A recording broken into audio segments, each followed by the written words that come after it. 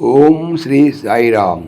శ్రీమద్భగవద్గీత 5వ అధ్యాయంలోని 10వ శ్లోకం గురించి ఈ రోజున తెలుసుకోబోతున్నాం. సాయిరామ్.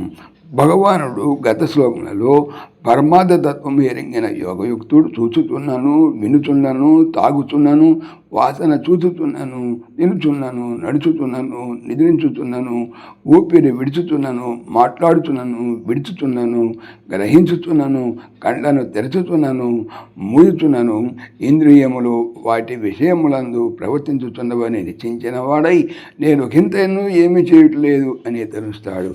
అయితే ఇప్పుడు రాబోయేటువంటి మన ఈ 10వ శ్లోకంలో భగవాన్ తెలియజేస్తున్నారంటే కర్మలను చేసినను బంధింపబడకుండుటకు ఉపాయాన్ని వచిస్తున్నారు.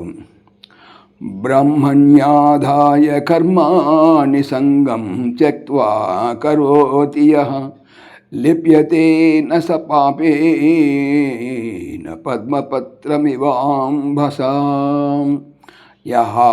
ఎవడు కర్మములను బ్రహ్మణి పరమాత్మయందు ఆదాయ సమర్పించి సంగం ఫలాపేక్షను త్యక్త్వా విడిచి కరోతి చేయుచున్నాడు సహా అతడు అంబస నీటిచే పద్మపత్రం ఇవ తామరాకు వలె పాపేన పాపము చేత న లిప్యతే అంటపడడు. తాత్పర్యం: ఎవడు తాను చేయు కర్మలను పరమాత్మకు అర్పించి సంగమును విడిచి అనగా ఆసక్తిని విడిచి చేయుచున్నాడో అట్టివాడు తామరాకు నీటిచే అంటబడినట్లు పాపముచే అంటబడకుండును. కొద్దిగా వ్యాఖ్య తెలుసుకుందాం.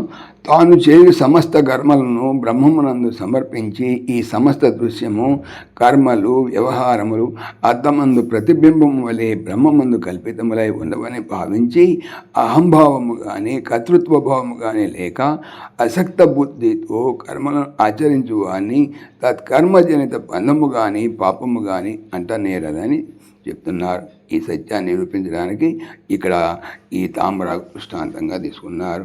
శేషం సాయిరామ్. ఓం దేవకీ నందనాయ విద్మహే వాసుదేవాయ ధీమహి తన్న కృష్ణ ప్రచోదయాత్. ఓం సర్వం శ్రీకృష్ణార్పణమస్తు. జై శ్రీకృష్ణ. జై జై శ్రీకృష్ణ. ఆత్మీయులకు మనవి, ఈ ఛానల్తో పాటుగా భగవానుడు అనంత మహిమల శ్రీ సత్యసాయి అనేటువంటి మరొక ఛానల్ను నా చేత చేయిస్తున్నారు. దీనికి సంబంధించిన లింక్ డిస్క్రిప్షన్లో చూడవచ్చు. సాయిరామ్.